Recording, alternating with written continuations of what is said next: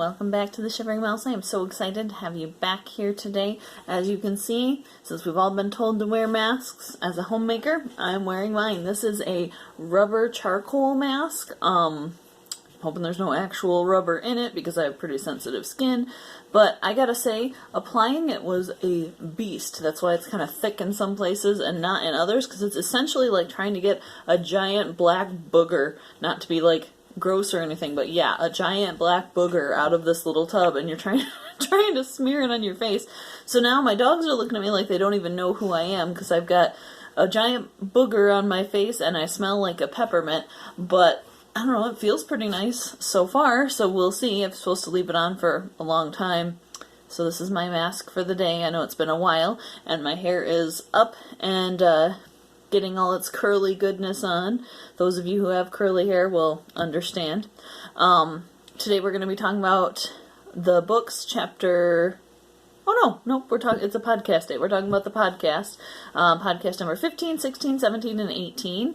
And there's some interesting stuff in this one. This is for the Trim Healthy Mama podcast. The first one is talking about the perils of a raw food diet and about how juicing tons of fruits and veggies and stuff leads to, I'm gonna lose a big chunk of black booger down here. Oh, that's gross. Oh, that's gross. Okay, sorry. Sorry.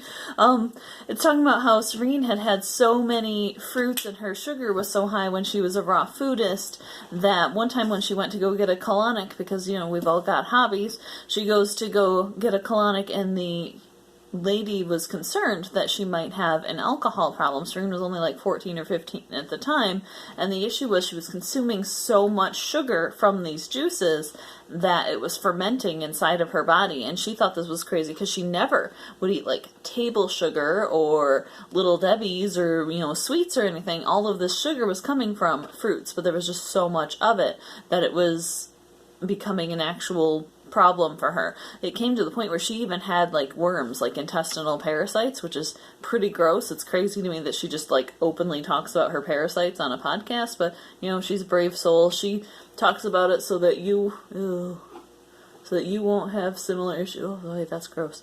Similar issues in the future. It's not getting any firmer. It's still a booger. Gross.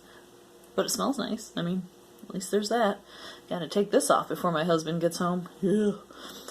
So basically this episode just talks about how important it is to keep your blood sugar under control, even if you're not diabetic.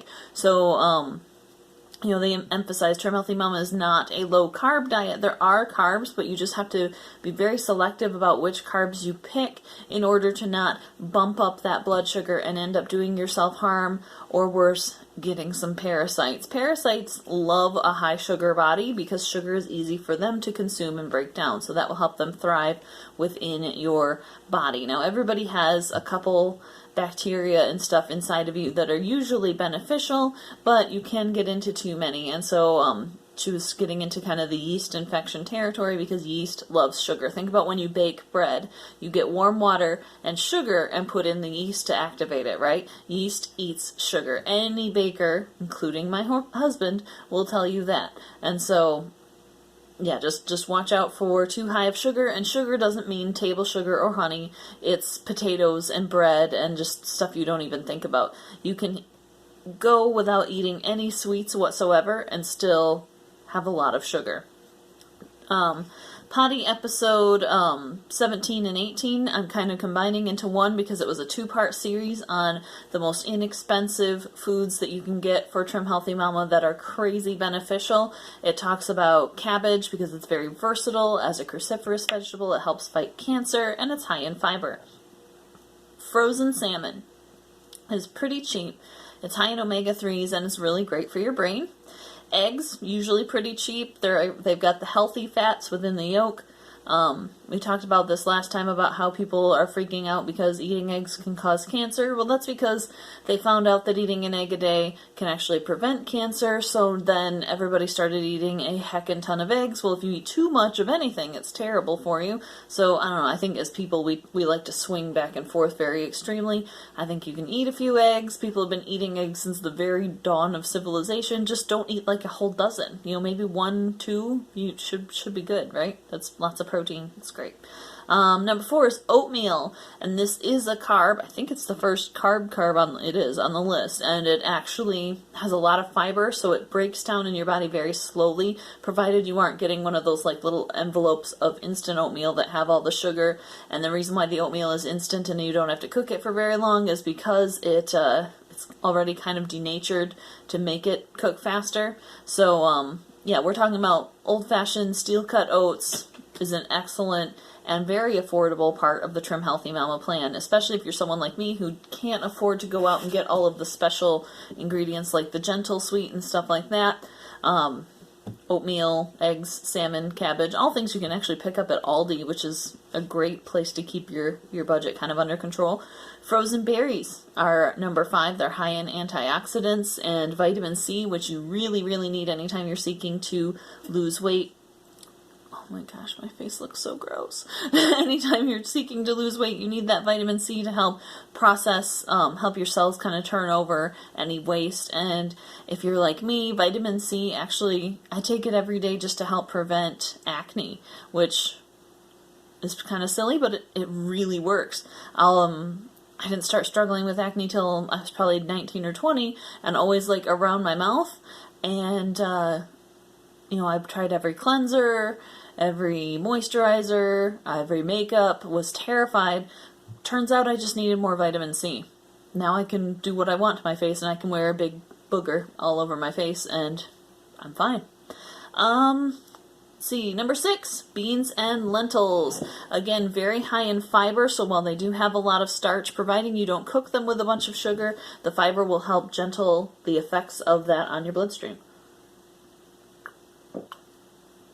So beans and lentils are on the list. Sweet potato. This is one of my favorite ones on this list. I actually like to pair the sweet potato with a frozen fish. Not salmon because of the fat in the salmon. I'll usually, to make it an E, pair it with like tilapia. But yeah, sweet potato has tons of vitamins and minerals. Again, we're looking at more vitamin C, great for your skin, your immunity. Everybody needs a boost to their immunity right now. Protect yourself, eat some sweet potatoes. Protect yourselves with sweet potatoes. Sweet potato armor? I don't know. After that Super Bowl commercial with Dorito armor, I think nothing is off limits. So sweet potatoes, tons of vitamins and minerals, very good for your immunity. Number 8 is canned tuna. You can also get frozen tuna. It's more expensive than canned tuna, but still cheaper than fresh tuna. Either way, pretty affordable. You know, I mean, if you've seen, my husband likes that Wicked Tuna show. They get a whole lot of fish per every one fish. So yeah, tuna's pretty affordable. Your leafy greens, again, they have chlorophyll, fiber, and what are we looking for again? Vitamin C. So we've got, you know, that to, again, help your skin. The chlorophyll and fiber help your digestion, give you lots of good antioxidants. And frankly, for me at least, while I'm not a huge salad person, if my salad is paired with a good protein, which is what Trim Healthy Mama requires anyway, I'm pretty good with it because salad to me is a great filler. I love broccoli, I love cabbage, you know, my cruciferous vegetables, but when it comes to salad, I've never really loved it. I don't crave salad very often, but it's a great filler so that you don't end up eating too much.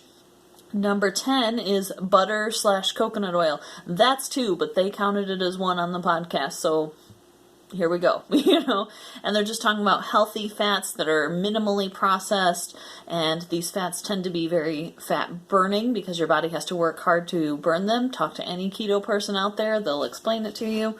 And also coconut oil, I don't know if this is true of butter as well, but coconut oil is pretty antimicrobial, and it's just great. The moisturizer I make for my skin is literally shea butter, cocoa butter, coconut oil, and olive oil melted together, and then as it cools, I whip it, you can see my hand here, whip it with the food processor, and it's the best moisturizer ever. And I can use it for me, I can use it for my husband who's allergic to artificial fragrances, I can use it on my dog's paws in the winter. It's really versatile and really gentle.